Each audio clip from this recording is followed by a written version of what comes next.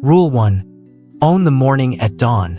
When you have trouble getting out of bed, tell yourself, I have to go to work. As a human being, I'm going to do what I was born for? Or is this what I was created for? To huddle under the blankets and stay warm. Marcus Aurelius. Marcus Aurelius often debated with himself about getting out of bed.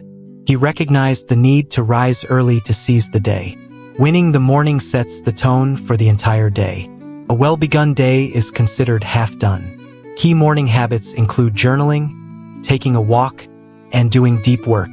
Stoics like Marcus Aurelius, Epictetus, and Seneca valued journaling. Marcus's meditations are personal reflections.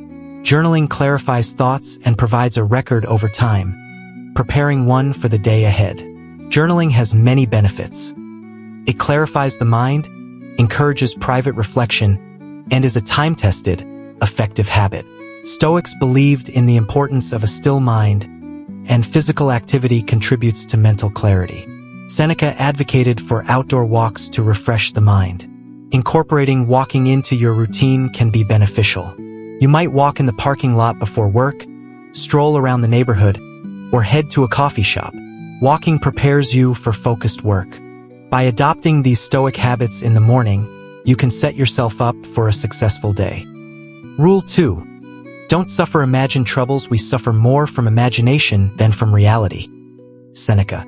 What are you worried about right now? Your job, family, future, or health? It's normal to worry. Bad things could happen, like accidents or health issues.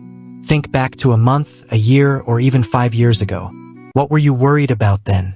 Chances are it was similar concerns. And how many of those worries actually happened? Mark Twain once said, I am an old man and have known a great many troubles, but most of them never happened. Even the worries that did come true didn't change anything. Seneca said, we are more often frightened than hurt, and we suffer more from imagination than from reality. So, Seneca advises not to be unhappy before problems arise. We often exaggerate or imagine our troubles. Don't let worry take over your life.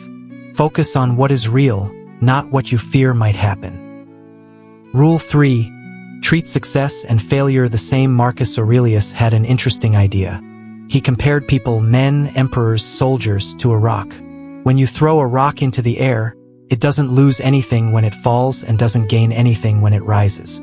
The rock remains the same. Marcus's life reflects this idea. He was an ordinary man chosen by Hadrian to be emperor, but he could have been removed from power at any time. Did that change who he was? Did it make him better or worse than others? No, he remained the same rock. You are the same too. Whether you start the day with a promotion or end it with a firing, you are still you. Winning the lottery or going bankrupt doesn't change who you are. Speaking to a large audience or struggling to get responses, none of these affect your core self. What matters is how we respond to life's ups and downs. If we can handle both success and failure without letting them define us, we remain unchanged. These events are outside of us. They don't affect our true selves. You stay the same. Rule 4. Love your fate. Do not seek to have events happen as you want them, but instead want them to happen and your life will go well. Epictetus. The philosopher Friedrich Nietzsche spoke about amor fati, which means a love of fate. He believed we should accept everything that happens without wanting anything to be different, whether in the past or future. The Stoics shared this mindset. Marcus Aurelius said that a fire can turn anything thrown into it into light and heat. Life is unpredictable and things often go wrong. Seneca noted that fortune is unpredictable, and he experienced this firsthand with health issues and exile. Most of what happened to him was beyond his control, but he chose how to view these events. He decided to see them positively and use them to his advantage. Jocko Willink explained this idea in a popular speech, showing how to view challenges as opportunities. If a mission gets canceled, it's a chance to focus on something else. If you don't get the promotion, you have more time to improve. If you face unexpected problems, it's an opportunity to find solutions. This Stoic approach is important for leadership and resilience. Life will throw challenges at you, but you have the power to choose your response.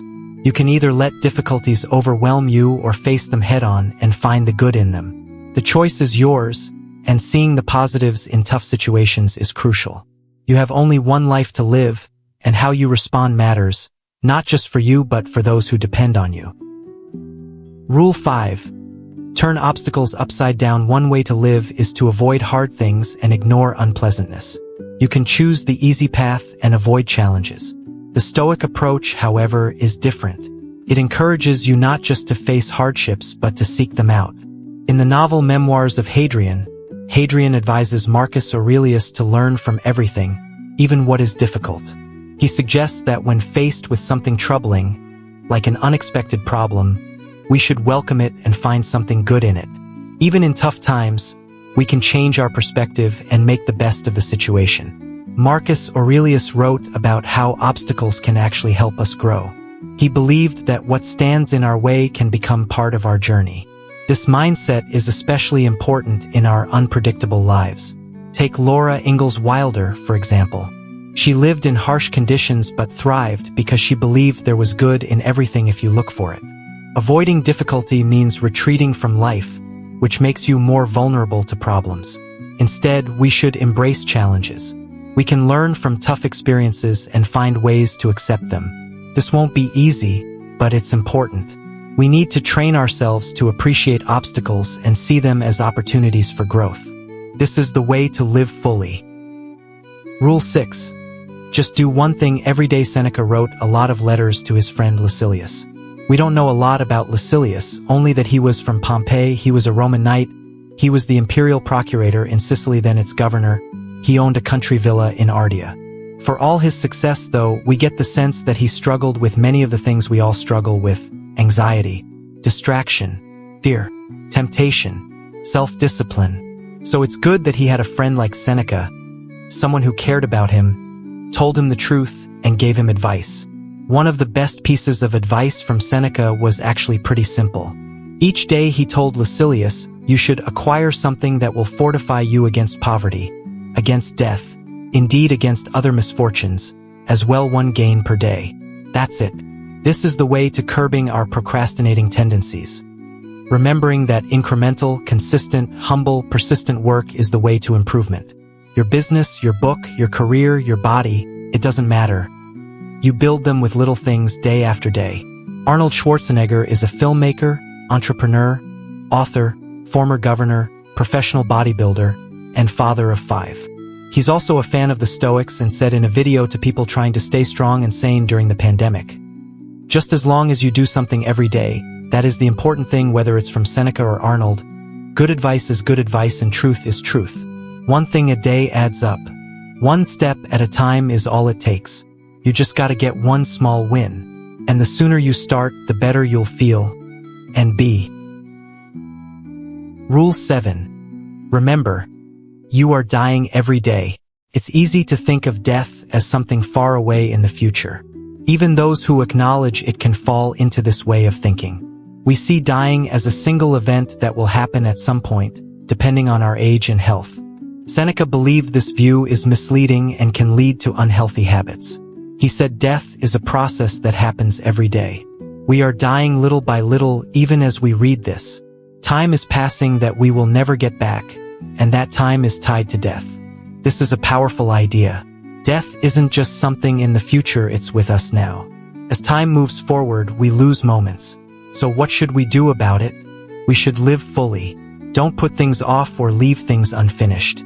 Make the most of the time we have. Remember, you are mortal.